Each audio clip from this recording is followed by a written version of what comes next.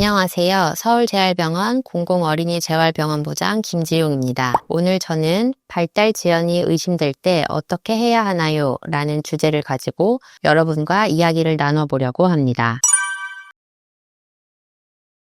먼저 발달 지연을 이해하기 위해서는 발달이 무엇인지 알아야겠죠. 우리 아이들이 성인과 다른 점은 계속 성장해 나간다는 것입니다. 갓 태어났을 때는 아무것도 안 하는 것이 자연스러웠지만 시간이 지나면서 꼼지락거리고 뒤집고 배밀이하고 말도 하고 걷기도 하면서 시기에 따라 새로운 것들을 익혀나갑니다. 소아 발달의 교과서적인 정의는 모든 것을 타인에게 의지하던 유아기에서 독립적인 생활이 가능한 아동으로 성장하는 일련의 과정을 의미합니다. 이런 발달을 이야기할 때 발달 이정표라는 단어가 자주 등장하는데요. 발달 이정표는 대부분의 아동이 비슷한 연령대에서 일정한 형태의 발달을 성취하는 것을 말합니다.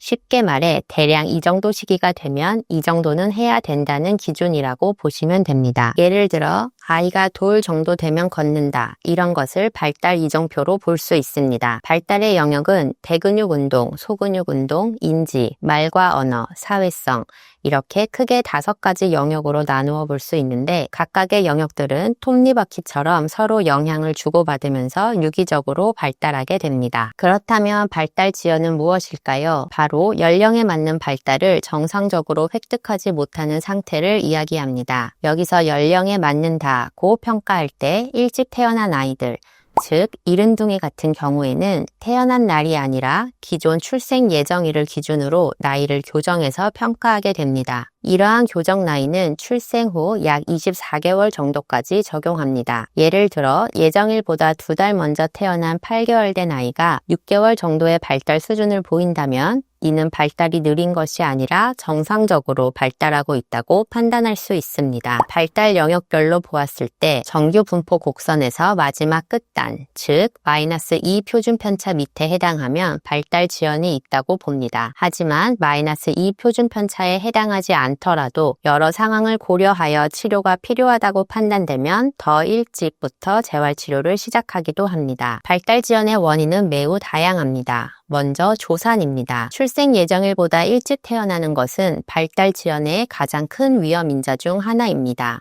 다음으로 출생 후 문제가 있을 수 있습니다. 뇌염, 뇌경색, 뇌출혈 등의 원인으로 인해 발달 지연이 발생할 수 있습니다. 그리고 유전자, 염색체 이상도 원인이 됩니다. 과거에는 원인 미상의 발달 지연으로 남아있던 부분이 최근 유전자 검사 기술의 발달로 그 원인이 밝혀지는 경우도 많이 있습니다. 환경적 문제도 무시할 수 없습니다. 아동 학대나 방임 같은 환경적인 요인으로도 발달이 느려질 수 있습니다. 마지막으로 여러 검사를 다 했는데도 원인이 밝혀지지 않는 경우도 있습니다. 발달 지연의 원인이 밝혀진 경우에는 만약 원인을 치료할 수 있다면 당연히 원인 질환에 대한 치료를 시행합니다. 특정 증후군 때문에 발달이 느리다는 것을 알게 되면 그 증후군과 동반될 수 있는 다른 문제들을 미리 관리하고 합병증을 예방할 수도 있습니다. 아울러 밝혀진 원인에 대한 임상 데이터가 어느 정도 쌓인 경우라면 우리 아이들이 커가면서 대략적으로 어떤 모습을 보이게 될지 예상해 볼 수도 있습니다. 하지만 최근의 유전자 검사 기술 발달로 밝혀진 질환 중에는 아직 데이터가 충분히 쌓이지 않아 합병증이나 예후에 대한 정보가 부족한 경우도 있습니다. 아직 원인이 밝혀지지 않았다 하더라도 그 원인을 찾는 것에만 집중하는 것이 아니라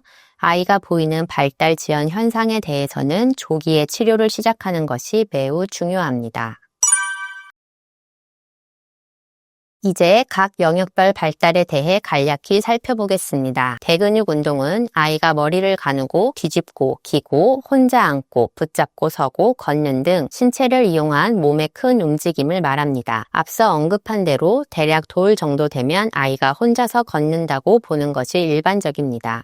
처음에는 불안하게 팔을 높이 들고 뒤뚱뒤뚱 걷던 것에서 시작해서 점점 균형을 잡고 속도를 조절하며 정교하게 걷는 것을 익혀나가게 됩니다. 이러한 발달은 아이들마다 편차가 있습니다. 모든 아이가 딱 돌이 되면 걷는 것이 아니라 좀 일찍 걷는 아이도 있고 늦게 걷는 아이도 있죠. 하지만 특정 시기가 되어도 특정 발달을 못한다면 이것은 발달의 적신호로 보고 병원 진찰을 받아보는 것이 좋습니다. 무작정 기다리지는 말아야 합니다. 대근육 운동 발달의 몇 가지 적신호는 다음과 같습니다. 4개월이 됐는데 머리를 가누지 못한다. 9개월이 됐는데 혼자서 앉아있지 못한다. 18개월이 됐는데 걷지 못한다. 그리고 24개월이 됐는데 혼자서 난간을 잡고 계단을 오르지 못한다면 병원 진찰이 필요합니다. 그러면 집에서는 어떻게 발달을 도와주어야 할까요? 아직 머리를 가누지 못하거나 앉지 못하는 어린 아이들이라면 엎드려서 노는 시간을 많이 늘려주는 것이 좋습니다. 앉아있지 못한다고 의자에 앉혀놓고 억지로 앉는 연습을 시키기보다는 바닥에서 엎드려 놀면서 몸통 힘을 기를 수 있게 해주는 것이 도움이 됩니다.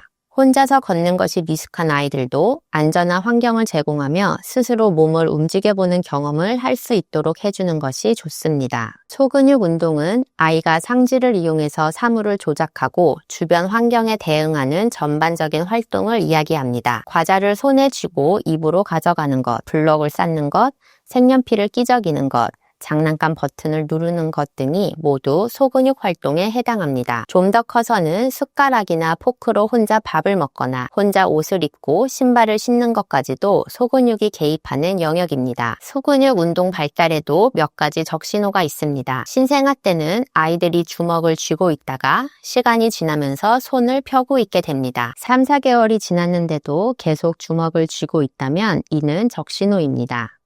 그리고 18개월 이전에 오른손잡이, 왼손잡이 등 우세손이 뚜렷하게 나타나는 경우에는 혹시 뇌에 다른 문제가 있는지 검사를 해보는 것이 좋습니다. 대근육 운동과 마찬가지로 소근육 운동 발달 역시 집에서의 경험의 기회를 많이 제공해 주는 것이 도움이 됩니다. 다음은 제가 조금 더 중점적으로 다룰 언어 발달에 대한 부분입니다.